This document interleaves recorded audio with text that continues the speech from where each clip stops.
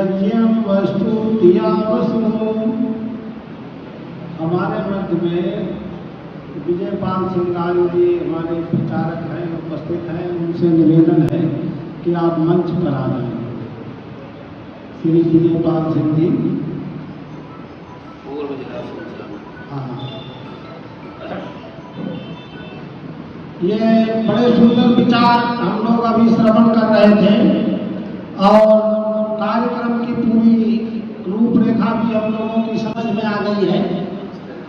अब इसमें ज़्यादा कुछ बताना नहीं है, बस हम लोगों को इसे क्रियान्वयन करना है।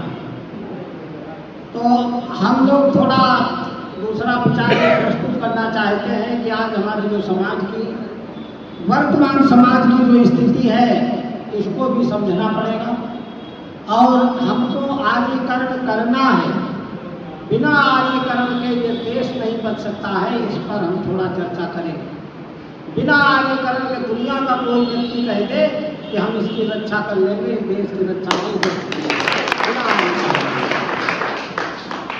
देखो, कोई भी राष्ट्र, कक्षा 12 में एक पाठ आता है जिसमें राष्ट्र का स्वरूप पढ़ा हो। कोई भी राष्ट्र बनता है उसके लिए 3 चीजें आवश्यक हैं। एक तो भूमि है, दूसरा जल और तीसरी उसकी संस्कृति। इन 3 चीजों के बिना कोई भी राष्ट्र नहीं बन सकता है। अच्छा, अब भूमि भी है, जन भी है, लेकिन उनकी संस्कृति अगर नहीं है वो भी राष्ट्र नहीं। अच्छा, जिनकी संस्कृति के लोग ज्यादा होंगे राष्ट्र उन्हीं का बन जाएगा। आज जब हमारे देश में देखो, दृष्टिपात करो, अफगानिस्तान, बर्मा, तमाम जो हमारे देश थे जो आर्यावर्त के अंतर्गत आते थे और वहाँ हमारे देश के शासकों का शासन रहा।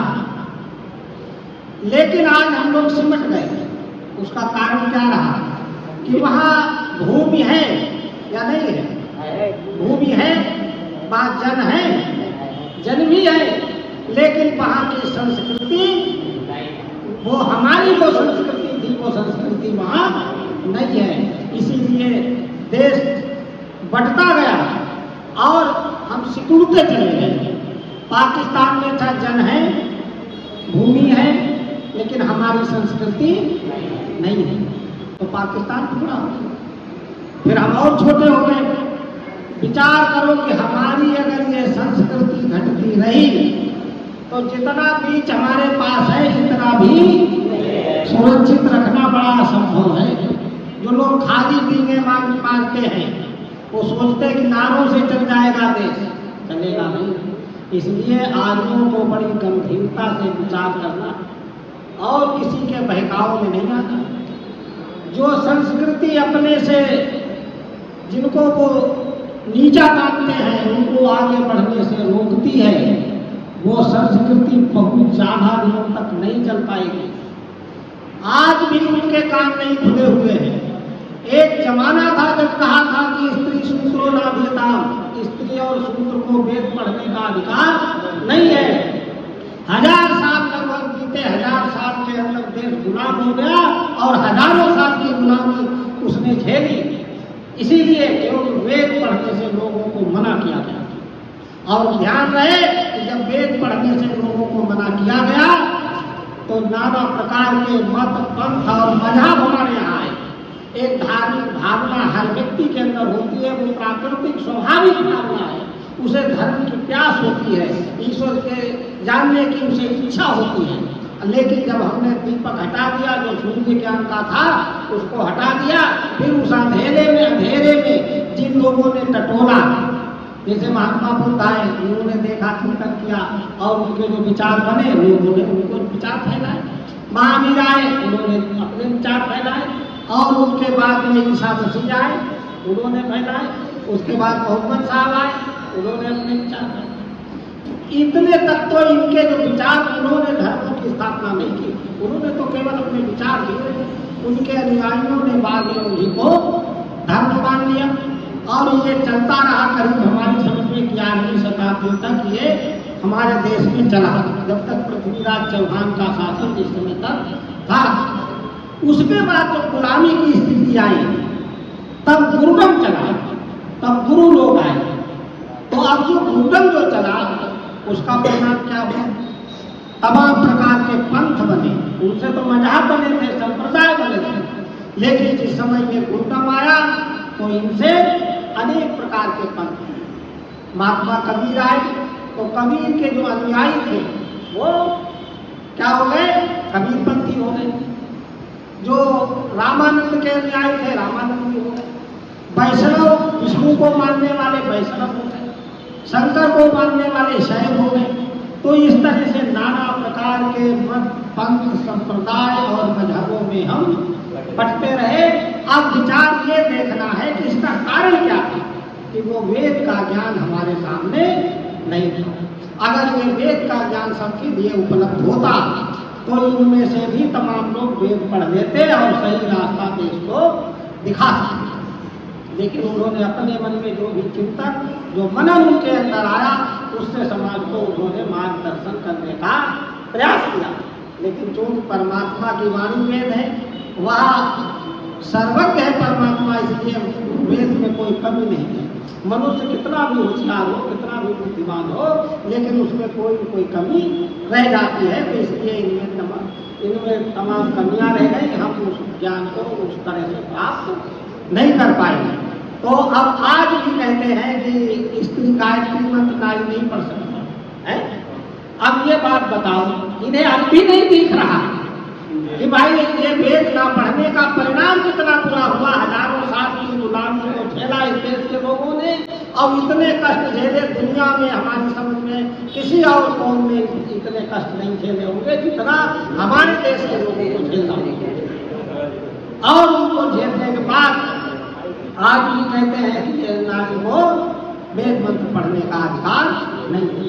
अभी किसी दलित और तथाकथित ओबीसी या इन वर्गों में से कोई व्यक्ति कहता है कि हम वेद पढ़ेंगे, हम संस्कार कराएंगे, हम ब्राह्मण बनेंगे, तो शंकराचार्य जी से पूछो कि ये दलित परिवार में पैदा हुआ है, ये कहता है कि हम संस्कार भी कराएंगे, हम ब्राह्मण बनेंगे, तो उनका जवाब यही आ रहा है कि नहीं, इनको कोई अधिकार नहीं है।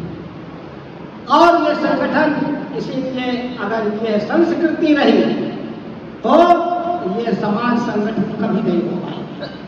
तो इसलिए हमको जरूरत क्या है कि हम केवल वेद के रास्ते को मानें, वेद परमात्मा की वाणी, और वेद के मार्ग पर जब हम इकट्ठे होंगे तो हर व्यक्ति को समान अधिकार मिलेगा, चाहे जहाँ जिस स्कूल में पैदा हो, चाहे जिस परिवार में पैदा हो, सबको वेद पढ़ने का अधिकार, सबको शिक्षा ग्रहण करने का अधिकार, कोई उसमें ऊंचा नीचा किसी भी प्रकार का कोई भेदभाव उनके अंदर नहीं होगा।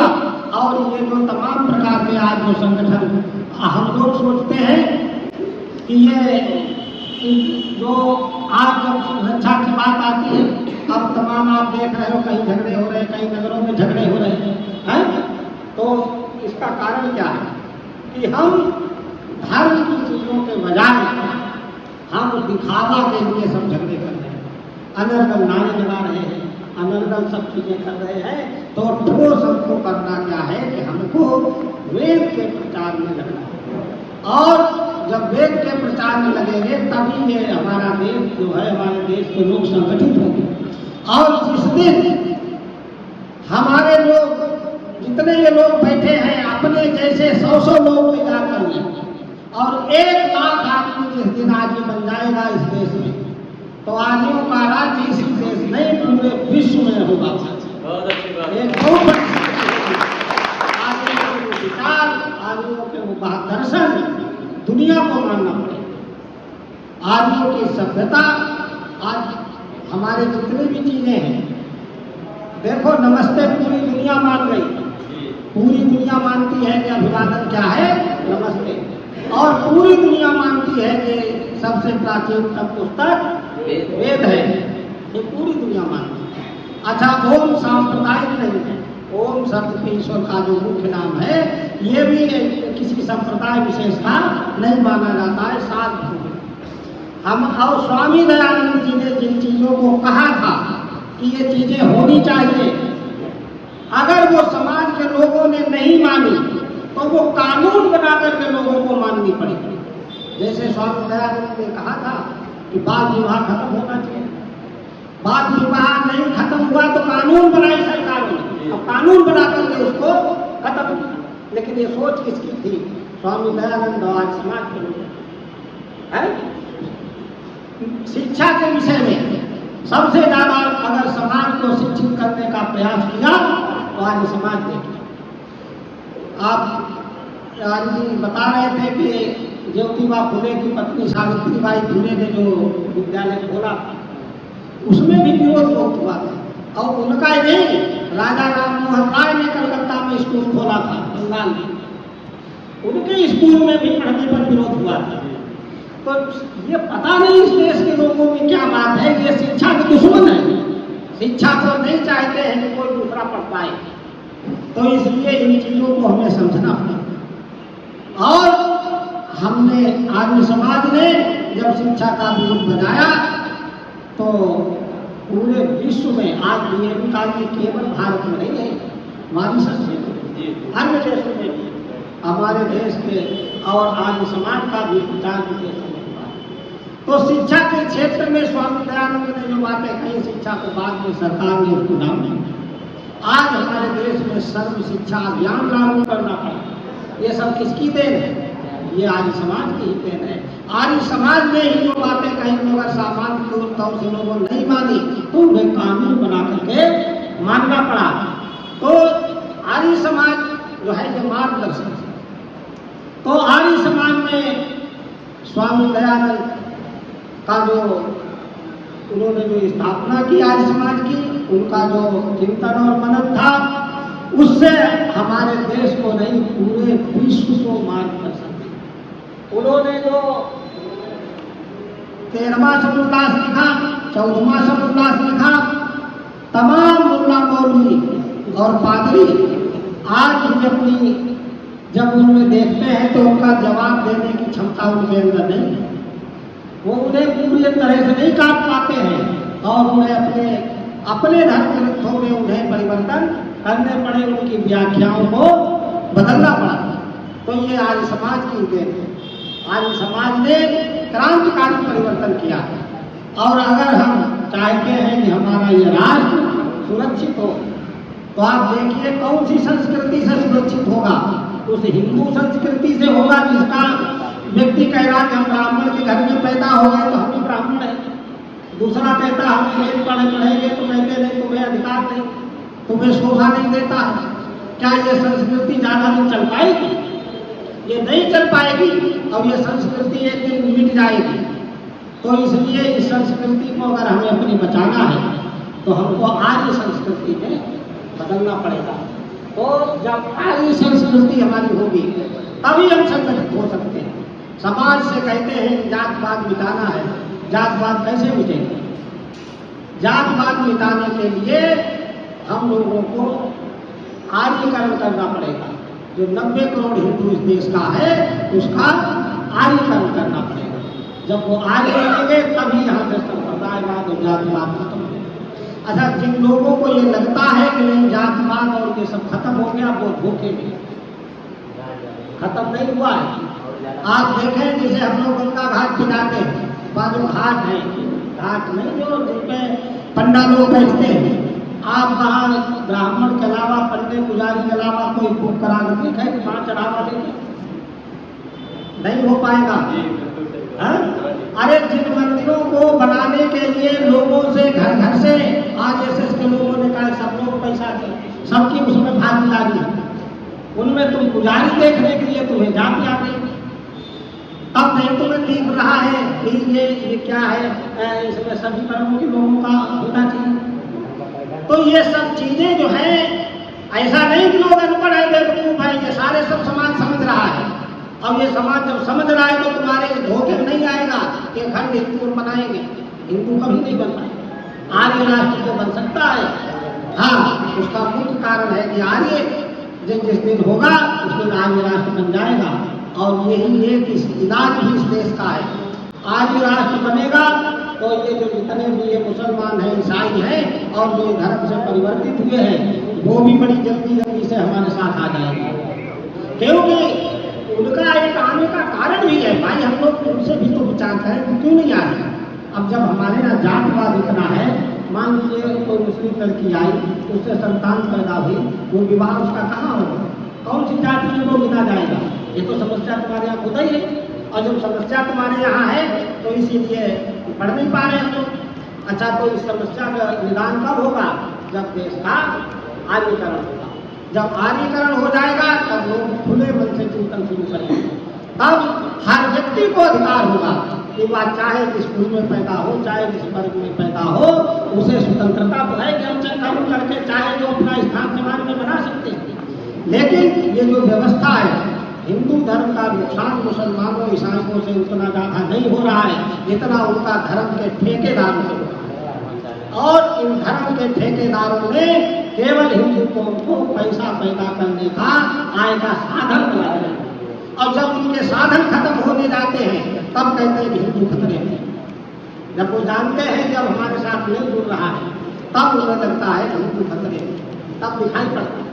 लेकिन वो खतरा ऐसा नहीं कि उनके सुरक्षा के लिए हो, वो केवल अपनी सुरक्षा के लिए उन्हें लग रहा है हिंदू खतरे में। तो इसलिए इन चीज़ों को समझना होगा, और पढ़ा लिखा समाज इन चीज़ों को समझ रहा है। तो इसलिए हमारा जो चिंतन मनन समाज में पहुँचना है, और जब हमारा चिंतन मनन पहुँचेगा और हम जब एक साथ आगे बढ़ करके निकलेंगे तो हमारे साथ काफिला हो जाएगा और हमारे साथ लोग चलते चले जाएंगे, और उसका परिणाम होगा जो हमारा उद्देश्य है प्रणवंतो विश्व माध्यम, हम प्रणवंतो विश्व माध्यम के लक्ष्य को पूरा करने में समर्थ हैं। तो हमें प्रत्येक जो हमारे आर्य समाज से जुड़े हुए लोग हैं, स्वच्छ मन से चिंतन करो, किसी के बहकाए में मत आओ। ये जो नारे लोग लगा रहे हैं, कहीं पिटवा दे रहे हैं, कांवरिया गरीब बच्चे सब ढूंढवा रहे हैं, कांवरे ढूंढे जा रहे हैं, जिन्हें पढ़ना चाहिए वो कांवर लिए बैठे। अब एक आदमी के पास फेसबुक पर पोस्ट डाली कि भाई जब तुम्हारी राधे में शंकर जी बैठे हैं पार्वती, तुम चल किसको चढ़ाते जा रहे हो? भाई हरियाणा में शंकर पार्वती बैठे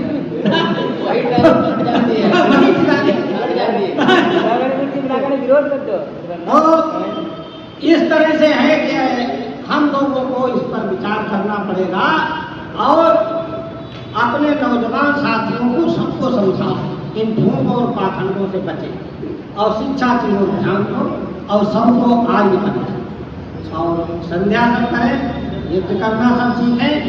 अच्छा, तब हम अपने प्रणवंतो विश्व माध्यम की ओर बढ़ेंगे, और हमारा ईसाई समाज का निरंतर प्रयास रहा है। वेद प्रचार सप्ताह हमारा 24 तारीख से 30 तारीख तक चलेगा।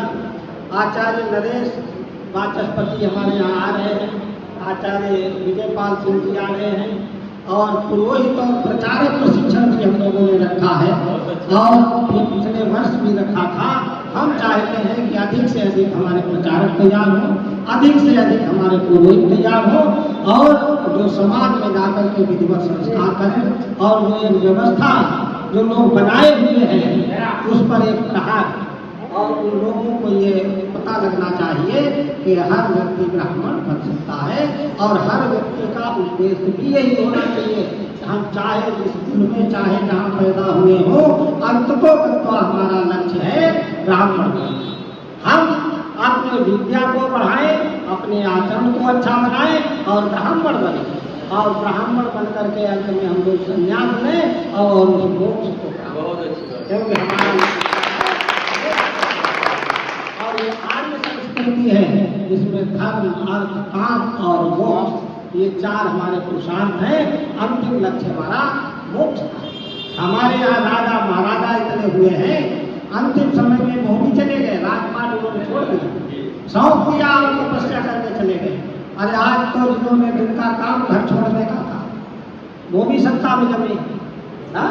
तो ये ऐसी स्थिति है, तो इसलिए हम लोगों को बहुत समझदारी से काम करना है, और अपना वेदों का स्वाध्याय, क्योंकि ये वेद प्रचार सप्ताह का उद्देश्य यही है। प्राचीन काल में श्रावण मास में हमारे यहाँ ये वेद का पढ़ना प्रारंभ होता था, और उसको हम जारी रखें। तो इसलिए वेद का पढ़ना पढ़ाना दूसरा हमारा सब आदमियों का परम धर्म है, ये हम सब लोग मान करके चले और पूरे राष्ट्र को हम लोग आगे बनाने का प्रयास करें, तभी हमारा ये राष्ट्र बचेगा, हमारी संस्कृति बचेगी। तो हमेशा ये बात जरूर ध्यान रखना कि अगर हमारी संस्कृति घटती चली गई तो दुनिया की कोई ताकत हमको बचा नहीं सकती। तो इसलिए अपनी संस्कृति को प्रचार प्रसार जरूर करो, चाहे जिस तरह से जीवन गरीबी में हो, अमीरी में हो, वो जियो, लेकिन थोड़ा बहुत समय और धन आर्य समाज के प्रचार के लिए जरूर खर्च करो, अन्यथा फिर हम लोग खतरे। ठीक।